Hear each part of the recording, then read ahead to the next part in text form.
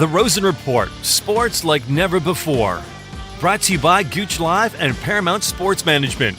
Here's Rosie. Good afternoon on a Thursday afternoon.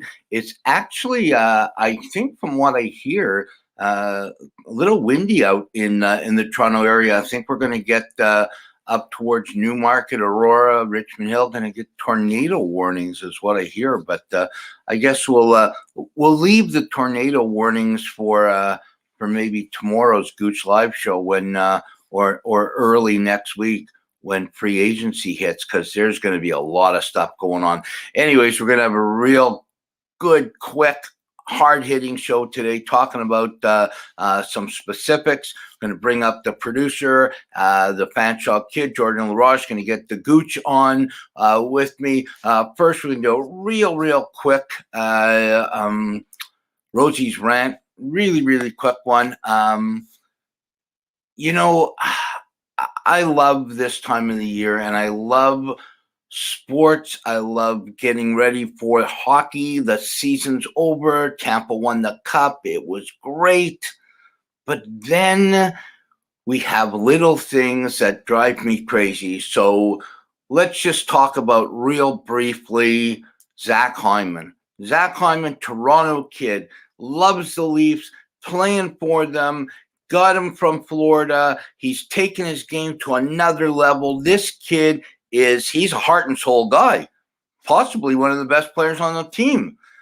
But now his payday comes, and it drives me crazy that the average person out there goes, well, why can't, I heard he's $6 million, 6 years he wants. Well, why can't he take a haircut? Why can't he take a pay cut to come to Toronto, to stay in Toronto? He's a Toronto boy. He has money. His family has money. Why should he take a pay cut when the pay is out there? He doesn't have very many years left to make big money, and he deserves it. So in my opinion, listen, if the Leafs want to play ball with the other teams that are going to offer him the money that he is rightfully deserved, then let them do it. Other than that, I don't think any player should take a haircut. Their careers are short enough, and if an owner is willing to pay, then I say great. Listen, I would love if Gooch came to me tomorrow and said, hey, Rosie, there's another podcast that wants you, but I'm going to give you this amount to stay. Hey, God bless. Make as much as you can, guys. And we're going to talk hockey right now. Gooch, come on up. Jordan LaRoche, the Fanshawe kid. Hey, Gooch, what's your thoughts on that, with the way things are right now? We're going to talk specific about 5 or 6 guys today. But, back in the day when we played, like I was an amateur athlete, amateur disabled athlete. We made our $18,000, government funded, blah, blah, blah. I don't know how much you made, and it's not our business how much you made in your best years. But why begrudge a player the money that he could possibly make? First, before I answer that question, whatever podcast is offering you that contract, I'm coming with you. I'm coming with you, buddy. I have too. We're a 3-for-1 deal. If we're actually going to get paid for this, I love it. Hey, listen, I want to say to you, Paul, thank you for bringing us up. I do want to state that, listen, my best year ever playing, and listen, I'm not afraid to say it, I made $200,000 in 1 year in Germany. You got to remember, that's car, apartment, fun, everything. If you won, it was more. If you lost, well, you didn't go out. You hid and you got on a plane and flew home. I agree with you 100%. There should be no haircuts in this business. This is a business. Well, obviously, Paul, you had that haircut already. It's a business, and I think we have to be fair to Hyman and allowing him to do what does best for him. In Germany, I'll just give you a quick analogy. When I was playing for my teams, I was working on 1-year deals mostly. A lot of guys got 2-3-year deals. That was it back in those days. You'd never see a 10-year contract, and look at what it's doing for the Minnesota Wild. I would get a top 2-year deal, and when my deal was up, people would start phoning me. They wouldn't bug you during the regular season, but as soon as they knew the season was coming to an end, you'd get phone calls. I didn't use an agent. I represented myself. And they would say, listen, Kerry Goulet, you're going to get, let's say I'm making 200, you're going to get 250,000 coming to us. And here's what I'm going to give you. I would then go to my management team and say, listen, I was open and honest. I've got another offer. This is what they're going to pay me. I'm not expecting you to cover that. What is your best offer? I want to stay here. I would have stayed there no matter what. But if they then started nickel diming, and of course, I think it's a little bit of an insult to Hyman that this deal hasn't already, if you want him, get it done. Who cares about the money? They've got enough. It is a business. So I'm thinking that people do have to lay off the professional athlete. They didn't decide to say, give me 10 mil, especially Matthews, John Tavares. The management came to them, we want you, we're paying you 10 mil. Why should the athlete, though it's a lot of money, they deserve the money, and they've got certain obligations to that money, why should they be lambasted to anybody about the fact that they're going to get paid that kind of money? I'm lost at that one. I agree with it. Hey, George, question to you before we get into this. So Minnesota now, there's a lot of stuff going on with Suter and Parise. And yes, there's going to be some cap room opened up this year. We talked about this afternoon. But in 3 years, Minnesota is going to be, Bill Guerin's going to be hand-strapped almost $14.8 million to start that year.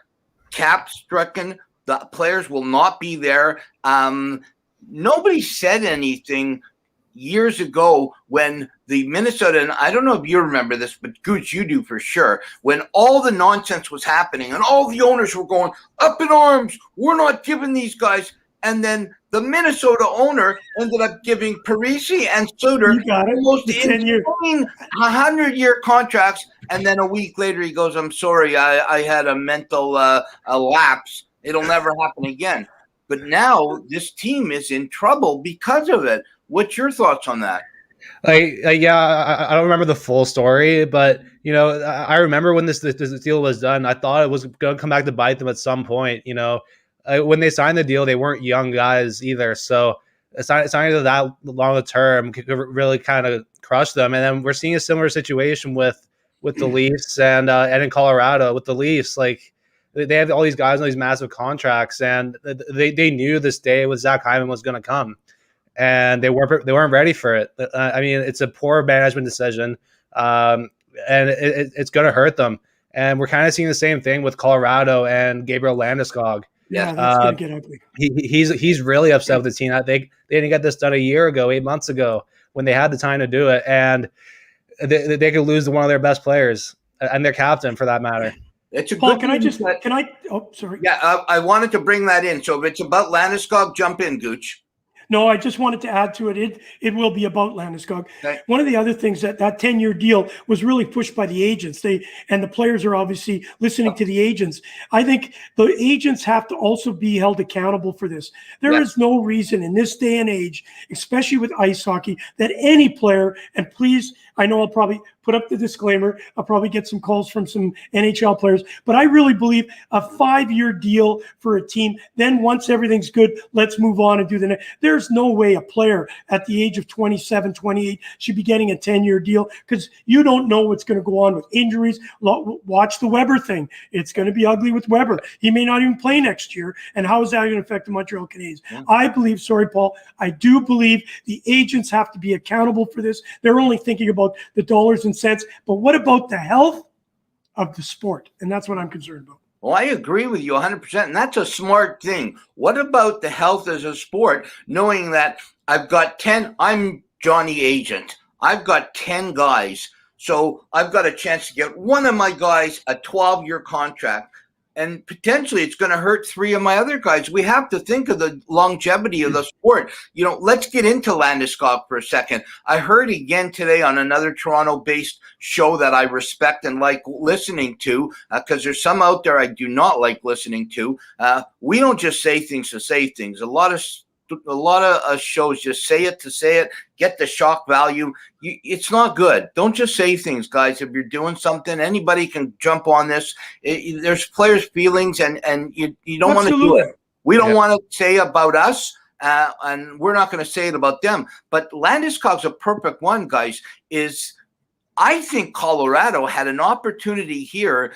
They got knocked out against Vegas, but this team they have got a window that they have a Stanley Cup potential team to do something like this. Because I heard today, long story long, St. Louis Blues are they're licking their chops. The Blues are like this, waiting for Landeskog to hit free agency. I talked to you about this, Jordan, because if he does, Tarasenko's pretty well gone. With his shoulder, he's moving on. But they're going to offer him the vault, St. Louis. What's your thoughts on that, Gooch? Well, you know what? He is. I watched, as you know, we all watched a lot of hockey this year, and I watched the Colorado Avalanche a little bit closer. Jason Harris, who's a good friend of ours who lives down there, loves this guy. He's been nothing but a consummate professional for this organization. He creates no issues. He's been a stellar performer. When you have a player that is of that ilk, when you're looking at a point per game in the National Hockey League, and he's a game breaker. He can do things just like McKinnon. And I think what it's going to do, it's going to upset the apple cart. Yeah. They've got to come back into this season with a very positive, robust recruiting, getting people, bring good play. You lose Landeskog, how do you replace him? Yeah. You still need to add somebody, maybe not at his ilk, but you already need somebody of a game breaker type of person to come into that team. And now you're losing one of your best. Really confusing. Hey, George, give us the opinion on a younger guy here, too, because now Landeskog, he's your captain. From all accounts, his family loves it there. They love him. The community loves him. What are we talking about? A couple of $1 million. Why are they doing, especially a Joe Sakic? This team is so close to winning a Stanley Cup. Why would they do this? I haven't quite looked at their cap situation yet, but later on I'll definitely take a look at it. But they could just be strapped for cash. In other cases, I mean, maybe they think Landeskog might be asking for a little too much. There's not a whole lot coming out of the situation, but all we know is like Landeskog, he's a one of a kind player, a point per game guy who's got size on him as well. He's physical, kind of has that Rick Nash kind of game to him. Yeah, and there's aren't many of those guys in the league. So as soon as you grab them, you hold on to them. Yeah, well, that's a really good analogy. But listen, I just want to add to it. I think we missed something too. You know, we're looking at the Minnesota. I want to just go back there for 1 second because I was reading something on this. It's almost like a Yandel. He's going to be bought out. You know, and so when I'm looking at the bought out this morning. Yep. It hasn't. Okay, good. I'm sorry. But what I wanted to say on that is that, you know, sometimes we look at the players, the Suters, of course, and Parise, and we're looking, well, they didn't, you know, what a mess they've created. Again, I want to reiterate, it's not the player's fault. Yeah. And you, regardless, Paul and Jordan, being a pro player, I've been there where I've been told by my team they're making a direction change. I don't care how old you are, who you are, when they tell you that and you're moving on, it is the hardest feel. I remember being at the press conference crying when I was telling the fans that love me in that city, that I was being moved. And it was the most disheartening thing I've ever gone through. Yeah, I'm getting paid for it, but the fact is they actually have feelings. I want to let people know hockey players do have feelings. Hey, I found out I was retiring on a telephone call with a couple of guys from Hockey Canada after Vancouver when I was still potentially thinking about coming back for one more year. I was told very nicely that the 19-year-old goalie that was up and coming was going to be taking the job for 2011, and I was retiring. So I guess I was retiring. That's just the way it is. But Paul, we understand that's part of the business. It's just the mannerisms, the way it's dealt with, how we present it. You know, Bill Garrett doesn't have an easy spot there. He's hand tied. And I think here with Landeskog, it's a whole different animal. I'm really shocked. And you said it, Joe Sakic. Golly, Joe Sakic, you know better than that. You know how to deal with this. We don't need a black spot. Colorado needs a positive reinforcement that this team, as you guys both have said, are a Stanley Cup contender. Yeah. Look at what happened to St. Louis after them winning the Stanley Cup. There was a bunch of stuff that fell apart. It's such a fine line. You get a short window of opportunity. I'm concerned that Joe Sakic may have done, and even if they offer him, even if he comes back, there's still going to be some skeletons in the closet. I'm really concerned because I love the Colorado Avalanche. I agree with you, and I honestly think that this is trouble. From everything that's been told out there by guys that I respect, Landeskog's going to go to free agency, and he may stay in Colorado, but he's going to see. I think Colorado forced his hand for him to see what's available out there, and I think, Gooch, from what I heard today, Suter, his perfect landing spot now that Florida has bought out Yandel is going to Florida. And Suter, I think maybe when this happened and he was bought out, he might, you guys tell me what you think about this. He might have thought, I'm playing next year for sure. Maybe a few more years he can still play, but I'm probably going to have to play at the league minimum. I think he's going to get into a war where teams like Montreal and Florida and teams like that are going to fight. He might get himself a couple of $1 million next year. Your thoughts on that, George? Yeah, I mean, he's on the kind of the twilight of his career, but he still plays, I think, 18 to 20 minutes a night. So he can be your number one defenseman. And I think right now, the situation in Florida, Aaron Ekblad, he can't really stay healthy. In the past few years, been in and out of the lineup. So if you get another stay-at-home defenseman in that lineup, just kind of he can be the number one when Ekblad's not there. But when Ekblad's there, he's a different animal. But Ryan Suter, the defensive side's kind of fallen off. Similar case to Duncan Keith. He can still provide a little bit offensively, but the defense isn't there anymore. In fairness to sorry, Paul. No, go ahead, because I just wanted to slide into the Duncan Keith one, but finish your thought, Gooch. Go ahead. In fairness, obviously, too, they are getting older and longer in the tooth. This league's getting younger. Players are faster. They obviously have to change their styles a little bit. So what goes first on a defenseman is obviously their offensive, but it's what they bring in the defensive zone that matters. And he was a +12 this year. So you got to realize that defensemen, it's tough when you're playing against all these great lines not to be a plus. So that's one thing. He's played almost 1,200 games in the National Hockey League, has 0.5 points per game. He's still a legitimate, at 36 years old, he's still a legitimate leader on a defenseman core. Does that mean he's going to play first-line minutes? No, but what's really important about this, he would look very good, and do not discount this one. He would look very good in Winnipeg. Why? Same climate, same kind of team makeup, and I think Winnipeg will go out after him because they need that. Are you talking about Suter? Yeah, Suter. Didn't I say Suter?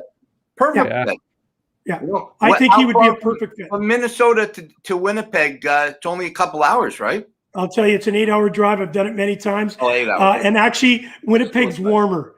Winnipeg's warmer. So if he goes to Florida or Winnipeg, he's still going to a warmer climate. I didn't think it was that far, but it's 8-hour drive. Oh, yeah, okay. Hey, good slip into the Duncan Keith one there. Yeah. So I know I heard you guys speak yesterday when you were on the show at noon.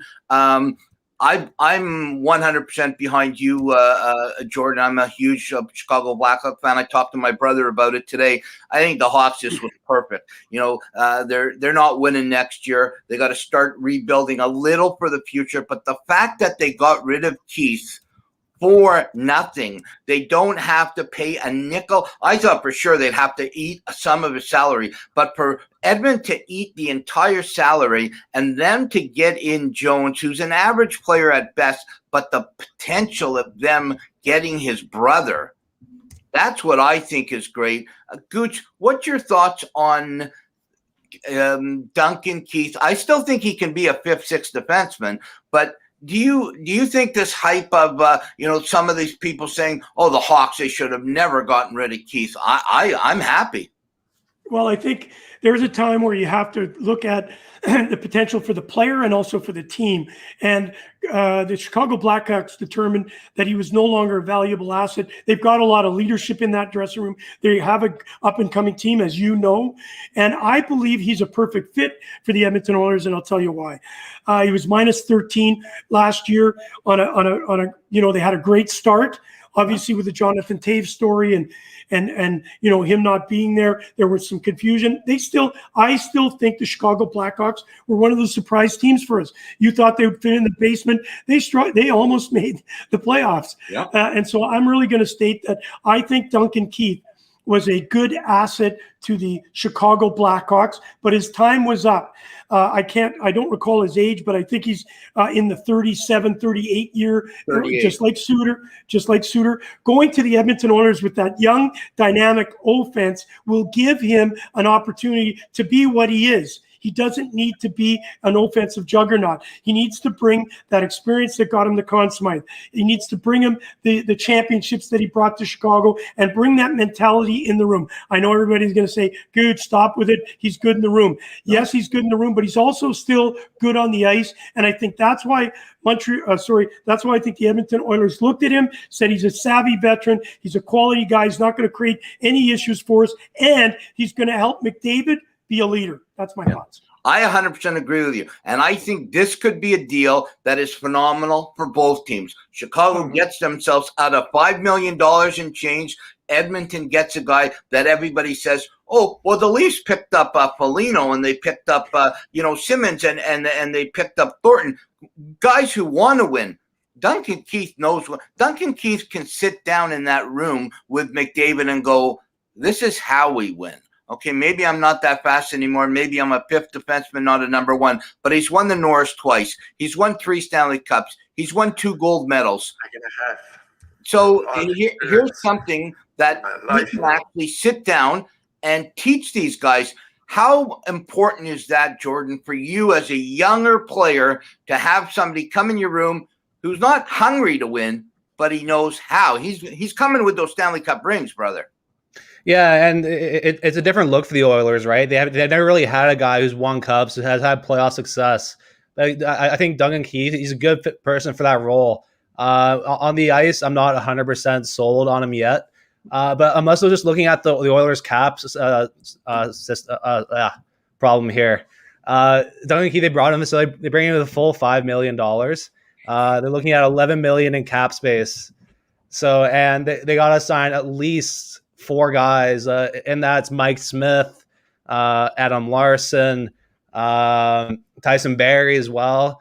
So they still have a tough summer with some little spots to fill here and there. But sorry, go Rosie. The talk I heard today was one of the main reasons why they needed Keith is because they may not be able to keep Barrie.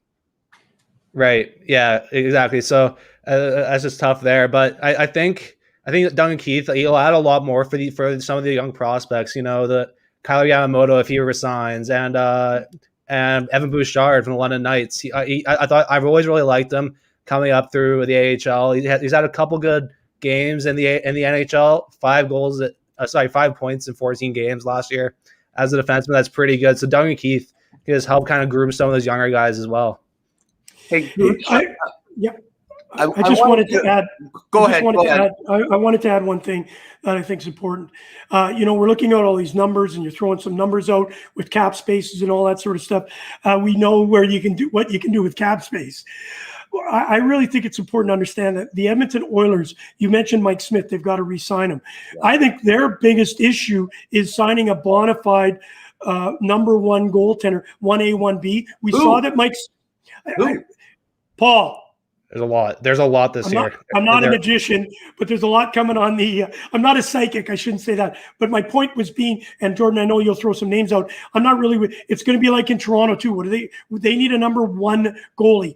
I believe Campbell is a 1B. I do not believe he's the one that's going to lead you to the promised line. Mike Smith, as good as he was, his age as a goaltender, Paul, you know that better, and Jordan, better than anybody, the wear and tear in your body, and he had a phenomenal season. But they need to have somebody they can rely on that can bring them 30 to 40 games through the season. Give Mike Smith that rest if they believe when they're going into the playoffs, or have that number 1. Let's say Smith is number 1A. You got to have a 1B. You can't have a B, a 2. You need a 1B, somebody that can parallel his performance, because they're never going to get far into playoffs. They saw that this year, so they need to do something about their goaltending. And so you're right. I think there's going to be some cap space issues there. I agree with you 100% on the goaltending. I think I Well, love. you're I, agreeing a lot with me today. I love like it. Mike. I love Mike Smith, and I thought he played amazing. And they did not lose because of Mike Smith. But I'm not sure whether what they're going to go after. And yes, I know, Jordan, there are a lot of guys like Mrazek and guys. But is there a star goalie out there? I don't know if there's a star, like a number one. There's a lot of, like Gooch says, 1+ guys that can add with a guy, but I'm not 100% sure. Hey, Gooch, I wanted to go somewhere totally off before I want to ask you guys your big name guy, if you're allowed to get one guy, because I think my guy's going to surprise both you. But I was watching today, flipping through little things, and they had something on TikTok, and it was the line shake, the handshake at the end when Tampa won the cup. And I don't know if you guys saw this, but I don't know how this guy got it. He had it exact. You heard it. So John Cooper is shaking the hand of the players. And John Cooper, for those of you who are watching who don't understand hockey and just like the show, John Cooper's the coach of the Tampa Bay Lightning. Yes. And it comes to Suzuki. And he puts his arms around Suzuki and he says to him, you hear it clear as day. He goes, hey, kid, you are a star. Keep working hard. You got a great career ahead of you. Keep working hard and never give up. And I'm saying I don't think they wanted this to pick up, but whoever got this, like, what's your thoughts on something like that? Because to me, that is just all class. Well, let's just realize that John Cooper is loved by his players from the AHL all the way through the National Hockey League, is very well respected amongst everyone. That's including the press. So I think he is first all class, and that's the type of guy he is. He builds players up. He never breaks players down. And I think that's the difference. And that's why he's got 2 Stanley Cups back to back. The players buy in because they know when they buy in to his plan, there's not going to be a backstab at a later date. So I love this guy. I can't remember which game it was specifically, but before one of the finals games, they did a little documentary on John Cooper, kind of his life before hockey and how he got into it. They did a great part on he was a lawyer before he came into the NHL, before he even started coaching. He started with a minor team and worked his way up, and even before he got into hockey, people loved him. He was recognized for his work as a lawyer, and he won a lot of cases that he probably shouldn't have won. So he's just a guy who's done it all and lived a pretty good life so far. Great life. I wish I was Johnny Cooper right now down in Tampa Bay. Oh, absolutely, absolutely. Back-to-back Stanley Cup champions. From what I hear, potentially the coach for Team Canada in Beijing. Great pick. What I hear, I don't think they've announced it yet. But he's probably the front runner. Let's put it that way. I think he gets the front runner job over Quenneville or somebody like that. Maybe Barry Trotz. Well, they'll have a great coaching staff, anyways. Okay, boys. Let's wrap her up. I know tomorrow. You've got a great show at 4:00 tomorrow. You got a bunch of people on. Is it correct? Tomorrow, 4:00. You're going to do a preview show? No. Oh, okay. Then I heard wrong. Okay. It's going to be on Saturday, right after once the announcement goes. I think, Jordan, you can talk about that. I can't remember exactly what time we're doing it on Saturday. I'll find out. Okay. All right. Sorry. I thought yesterday I heard that was tomorrow you were going to have a 4:00 show with Steve Ellis and a couple other guys talking about. Yes, we are doing. Jordan is going on a little bit of vacation, a very well needed vacation. Anytime he works for Gooch Live Productions and does the Rosie show, the Gooch Live show, Gooch at any hour. He does lunch, he has dinner. He's even doing breakfast. He needs a rest. Yeah. So tomorrow it's going to be me riding shotgun. I know, Paul, you're going to be joining us. I'm waiting for Steve Ellis. We're just going to talk about what's coming up for that. So I apologize. It is a pregame show, but we're just changing things as we go. And Jordan, I know you got a couple, just before we get into I think you're going to mention that you want to hear our surprise player that we think is going to go in this expansion draft. Jordan, you do have a couple announcements. Yep. Just a couple small things, house cleaning things with Gooch Live and Gooch Live Productions. So we're kind of putting all our shows under the Gooch Live Productions umbrella. So Gooch Live, the Rosen Report, the Journey, Mental Health Mondays, Wellness Wednesdays. They're all going onto the Gooch Live Productions Facebook and YouTube pages. Gooch Live will remain on Gooch Live, but all the other shows will be on Gooch Live Productions. So if you want to be able to watch all these shows like the Rosen Report and whatever on Facebook Live, be sure to follow the Gooch Live Productions Facebook page. I'll be sure to link it in the description for this show and in the comments, so you guys have that. And we'll continue to keep posting it and putting it in your guys' face for the next week or so.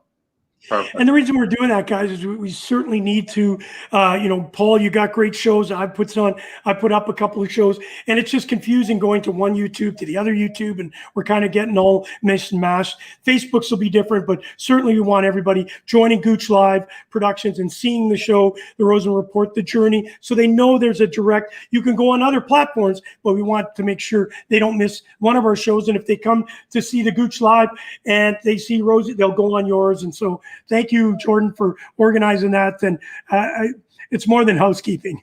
It's organizing, and we love that. Perfect. Fantastic. Okay, so last thing I want to end on, just one surprise. It doesn't have to be about a protection. It could be a player that's free agent. Just one guy that maybe you're thinking, man, I'd love to have this guy in. Mine is going to be Matt Duchene. I heard you guys talk about him. I've loved this guy from day one. And I just think there's so much there still. Yeah, maybe he hasn't hit, even every place he's been, he hasn't hit his 1,000% potential. And he's been a lot of places, I think. Nashville, Columbus, Ottawa. He's been a lot of places. I love this kid. And I think if the right team gets Matt Duchene next year, he could be a 40-goal scorer. My opinion, I could be wrong. I'm going Matt Duchene. Jordan, one guy? I don't totally disagree with you either. I mean, I like Matt Duchene. He got a bit of a down year, but he'll be able to bounce back. But for me, I'm still going with Jack Eichel to the Rangers. Not a lot's been said about, especially on the Rangers side over the last few days, but myself and pretty much every Rangers insider has just gone through the elimination process of who the Rangers can go after, and one by one, it always ends up leading back to Jack Eichel. So hopefully Chris Drury has something in plan where he doesn't give up weight a little too much, but I would like that move to happen. Hey, I want to do a shout out to Tobias all the way from Hanover. It's great that our shows have people from Argentina, we're worldwide. So I thank you so much for being with us. He said he'd love to see Suter in Edmonton rather than Keith, younger and maybe cheaper. Hey, listen, I'm not going to, my pick is certainly not going to be mind blowing, but I'm going to go with, and we're talking for our own specific team, I presume. Well, you can. I'd love to see the Hawks get Duchene, but I just love Duchene. I think no matter where he goes, if he goes to the right team, even the Montreal Canadiens, this guy could, even the Winnipeg Jets, I just want Duchene to come to his potential. But it doesn't have to be a Winnipeg, whoever you want. I'll tell you what, if the rumors are true and he is available and they can make a deal for it, the one guy that I would love to see in my Winnipeg Jets would be Landeskog. Watching him play, he legitimately gives, not only that he's the captain, and I can't even believe we're having this conversation, that the Colorado Avalanche would even open that up. And when you said Nash, what a great, I got very blessed to see Nash play in Spengler, not the Spengler Cup, in the World Cup over in Germany. I went down and saw one of the games, and he scored that incredible goal. Wow. And that's what Landeskog will bring to a team, not only break it open. I think he'd be a perfect fit for the Winnipeg Jets. I think he would bring a natural leadership, but also fit in with that core group of forwards. That would be a Stanley Cup signing. So please, please, please, somebody don't wake up in Colorado, and let's get him into Winnipeg.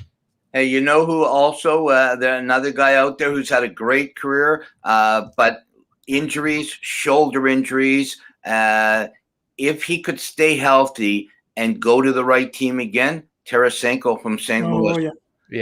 This kid can still play, but he's got to get healthy. He's going to end up in Montreal.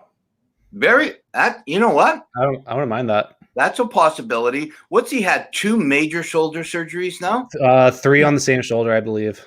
Man, for a guy who shoots the puck the way he shoots the puck, that's going to be a tough one. That's going to be a real tough one. And Jordan, for you, Jack Eichel, a lot of people have like poo-pooed Jack Eichel from day one, but you cannot poo-poo Jack Eichel's talent. If this kid can get his head screwed around right, man, he's a star. He just has to be in the right situation. And you know what? Gooch, explain to I don't want to put you on the spot, but because you played so many years in a place where there might have been guys that have gone to Germany that couldn't reach their full potential because of this and that, but how important is the player to be in the right spot? Oh, it's ultimate. If they're not, and you also got to take in family. I don't know what Eichel's family situation, but there's a lot to do with the family too. The wife, the kids, how they feel in a city. Do they feel welcomed in the city? You know, for example, we're talking about Eichel, Matthew Meisner, who we love. He's on the show all the time. Argentina, the biggest Buffalo Sabres fan. He was making comments that it's time for him to get out. And so when you keep hearing that, and you don't feel welcomed by the management, and when management starts checking your credibility, which has happened in Buffalo over Eichel, that it's always in the back of your mind, because now you have self-doubt, and it's hard enough to be a star anywhere in any sport. And if you have self-doubt, even though you think you're the strongest athlete, you can live through anything, they are human. And don't anybody tell me as an athlete that you're not reading the newspaper. Don't tell me you're not listening to the radio or following the TV, because we all have egos and we all take a peek. And if you constantly see that people are doubting your abilities in that particular city, you don't feel comfortable, you're grabbing that stick a little bit tighter, things just go south. All athletes, and in any business, not just in sports, if you're not, ask Jordan. He loves it here because he has run of the show. If you feel comfortable in what you do, you're given autonomy, you're given the opportunity. You should have seen me this morning. He was ready to throw me in the asylum. You know what I mean? Gooch, you gave him that 6-figure deal, and he gets a whole shelf on the fridge. He gets the upper shelf on the fridge. No, but you know what I'm saying is that I know exactly, and that's why I wanted to ask you. I know, and you bring up a point that a lot of people don't understand. When a player hears, even fans continuously reads, because people, well, the players don't read the paper or listen to the radio. Bull garbage. They read the paper and listen all the time, and nobody wants to hear, your Eichel is listening to the radio in the morning, and a guy comes on, John from Cheektowaga, first-time caller, long-time listener. Eichel's a bum, and he's going, oh man, like, geez, everybody hates me. 100%. Yeah, agree with Plus, Buffalo just had a whole mess of an organization since his whole career there. Just management issues, coaching issues. Why would you want to be there? Let me ask you a final question to you guys as we leave. Why would you want to be there right now? There's no sign of it having stability. You talk about the Rangers. That's Chicago. Look, Winnipeg. You've got so many great choices, and your career is short. Why would you want to waste it with a management group that cannot do what they need to do to allow you to have success? Management needs to and the coaching staff need to put these players in a position of strength and a position of success. And Buffalo is not showing that. So I would be out of there faster than they close the door. I agree. The one thing I don't understand, I'd love our buddy Matthew Meisner to chime in one day, but you've got an owner in the Pagulas that are supposedly great owners in football. They own the Buffalo Bills, class organization. They own the Buffalo Sabres, falling apart. You own 2 organizations. One's going to the moon and one's going from the moon. I don't get it. But hey, listen, Paul. Yeah. Can we just maybe? I'd like to hear this from Jordan. I'm not going to give my prediction, but Tobias pipes in and says, "Can Liney bounce back 30 to 40 goals, 35 to 40, and which team is a good fit?" Love to hear your thoughts. I loved him in Winnipeg. I thought it was a tough move. Love to hear your thoughts, Jordan and Paul. I think it's the same situation with Duchesne. He's just got to be in the right situation. He has to be with the probably, I wouldn't say an elite playmaker, but someone who can get on the puck, and probably another guy to go in the corner for him. I mean, he all I've seen him really do is just line up from the top of the circle and rip slap shots all day long. So, I mean, I do like Line, don't get me wrong, but I don't know if he'll ever be like a 35, 40 plus goal scorer again. Okay, Paula, let's hear it. I'd rather take Matt Duchesne than Patrick Laine. You got to have a little too. bit of heart. The kid's got talent, but he doesn't have heart. And I hope I'm wrong, because I wish nothing but success to every player, and I hope he gets to the right team and he plays well. But for people that say Winnipeg wasn't a good fit, Winnipeg gave him everything that a player could possibly want, and he was a crybaby. That's the bottom line. Good point. So. Hey, Paul, thank you, buddy. I really enjoyed this one. And you agreed. I just did a calculation. You agreed with me 100% 5 times today. Thank you. That's pretty good. It's pretty good. Okay, boys. So tomorrow, 4 o'clock. I'll let you know. 4 o'clock we're on. You'll be with us. Absolutely. We'll figure things out for the shows coming. People, listen, there's going to be some great shows in the next week, because you've got free agency. You've got the entry draft. Expansion draft. You've got the expansion draft. There's so many. This is, I saw Frank Sorelli, who I like a lot. He said, this is actually the next 2 weeks in hockey. If you're a hockey junkie, going to be better than the Stanley Cup Finals. It's Christmas in July. Okay, boys. Talk to you tomorrow. Yeah, unbelievable. There's going to be a lot of excitement the next 2 weeks. Watch every show. The Gooch Lives, the Lunch with Gooch, Gooch and Friends, the Rosen Report. We're going to have a ton of shows. We're going to cover every angle on the players and little things like John Cooper, saying to Suzuki, hey, listen, kid, you're a star. Keep working hard. A lot of shows, they don't come up with that stuff. So watch us and let us know what you think. Good or bad. Listen, if you want to criticize, I love constructive criticism. Trying our best to get you as much as we possibly can. Have a great evening. There's storm potential warnings all over Newmarket, Aurora, Richmond Hill area. So if you're going out there, be careful. Take care of yourself. Take care of each other. And God bless. You've been listening to the Rosen Report, sports like never before, with your host, Rosie. Brought to you by Gooch Live and Paramount Sports Management.